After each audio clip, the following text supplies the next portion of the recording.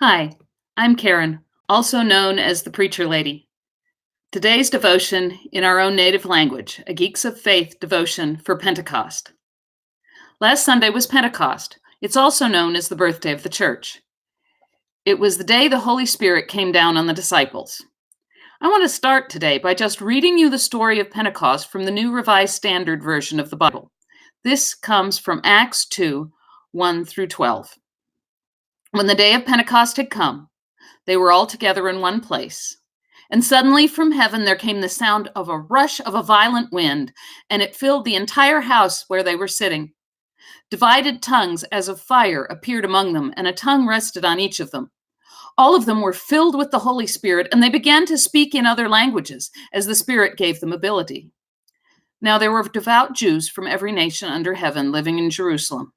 And at this sound the crowd gathered and was bewildered, because each one heard them speaking in the native language of each. Amazed and astonished, they asked, "Are not all these who are speaking Galileans? How is it that we hear, each of us, in our own native language? Parthians, Medes, Elamites, residents of Mesopotamia, Judea, Cappadocia, Pontus, and Asia, Phrygia and Pamphylia, and Egypt, and the parts of Libya belonging to Cyrene, visitors from Rome, both Jews and proselytes, Cretans and Arabs. In our own language, we hear them speaking about God's deeds of power." All were amazed and perplexed, saying to one another, "What does this mean?" Now, the miracle in this story is not what is called speaking in tongues. That's speaking in a heavenly language that no one understands, that needs to be interpreted. The Holy Spirit gave the disciple the ability to speak in the languages of the people who were there.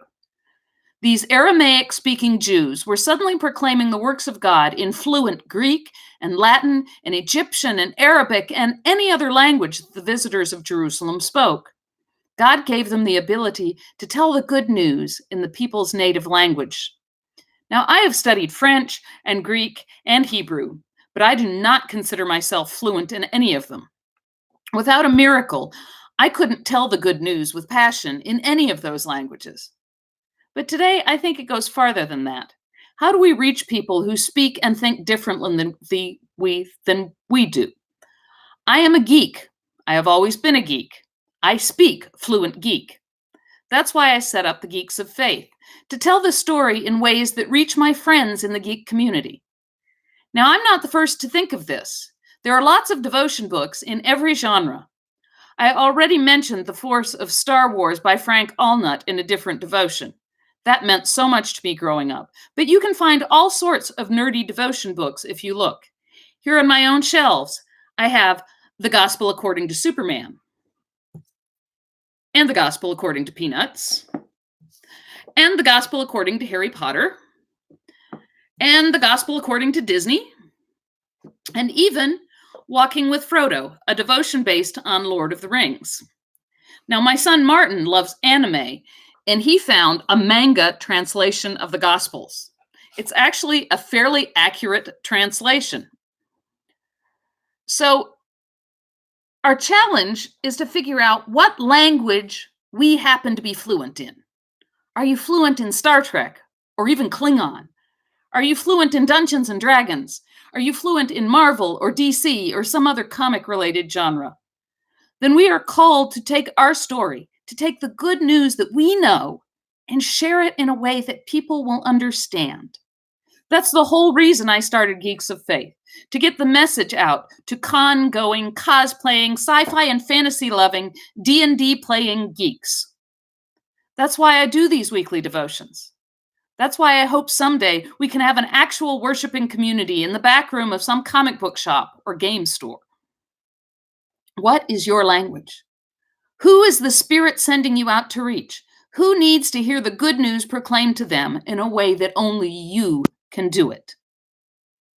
If you need help finding devotion books or support groups, I'll do my best to help you find them. Many of you are already members of The Bridge or Costumers for Christ, Super Friends of Faith, the Coalition of Christian Trekkers, or my Geeks of Faith site. I encourage you to find a group of geeky supporters who speak your language, because it's much better to reach out together. When I lived in Atlanta, our Starfleet group made tribbles to pass out at children's hospitals. And I know cosplay groups who dress up as superheroes to visit children the same way. How can we reach out together to bring the good news to those whose language we have been given the ability to speak? If you haven't found a geeky faith group to hang out with, you can find us at Geeks of Faith on Facebook or subscribe to this devotion on YouTube.